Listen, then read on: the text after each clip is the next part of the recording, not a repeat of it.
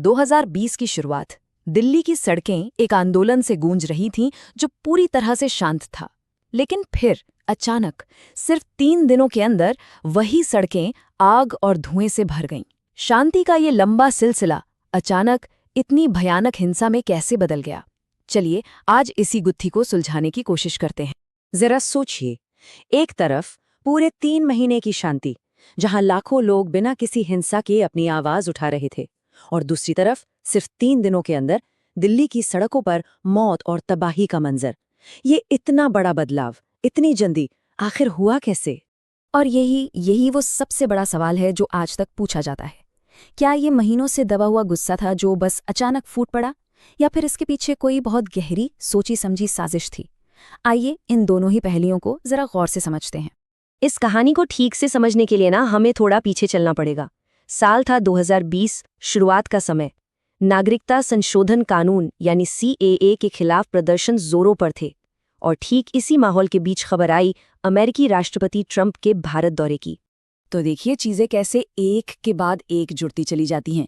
पहले एक राजनीतिक भाषण आता है, उसके कुछ ही घंटों बाद पहली झड़प की खबरें, और फिर ठीक उसी वक्त जब एक बड़ा अंतर्राष्ट्रीय मेहमान देश में है, पूरा का पूरा इलाका दंगों की आग में जलने लगता है।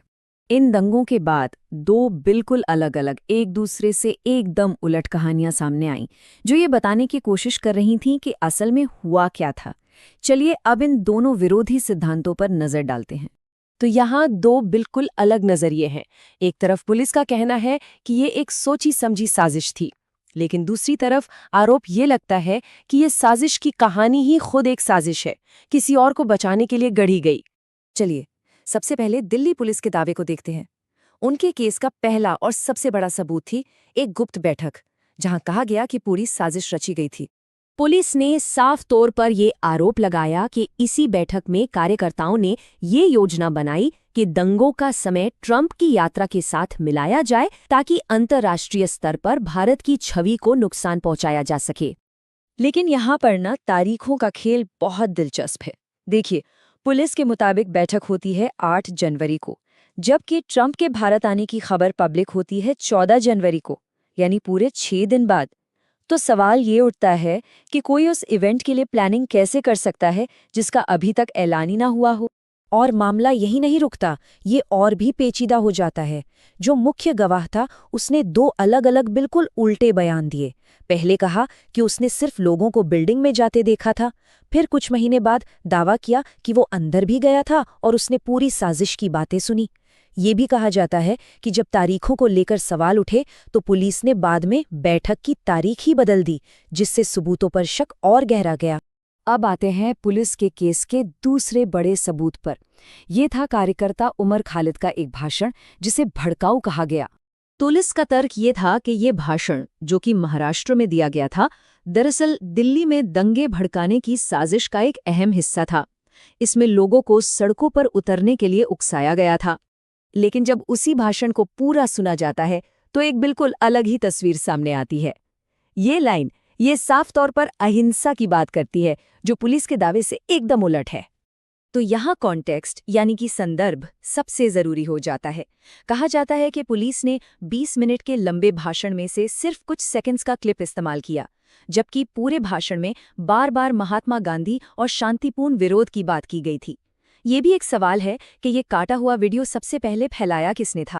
तो चलिए अब इन दंगों के नतीजों पर एक नज़र डालते हैं। इसकी इंसानी कीमत क्या चुकानी पड़ी, और इसमें जो अलग अलग पक्ष शामिल थे उनके लिए कानूनी नतीजे क्या निकले। ये चार्ट दिल्ली पुलिस के अपने आंकड़ों पर आधारित है, और ये साफ दिखाता है कि हिंसा का असर दोनों समुदायों पर कितना अलग था। जो 52 नागरिक मौतें हुईं, उनमें से 40 मुस्लिम समुदाय के थे। इसे अगर प्रतिशत में देखें तो ये आंकड़ा अपने आप में बहुत कुछ कह जाता है।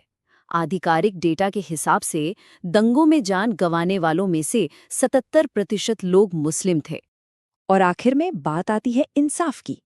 कुछ लोग इस विरोधाभास की तरफ इशारा करते हैं कि एक तरफ CAA के खिलाफ प्रदर्शन करने वाले कार्यकर्ता, जिन पर आतंकवादी विरोधी कानून लगे हैं, वो जेल में हैं, और दूसरी तरफ वो लोग जिन पर भड़काऊ भाषण देने या हिंसा में शामिल होने के आरोप लगे, वो आज़ाद हैं।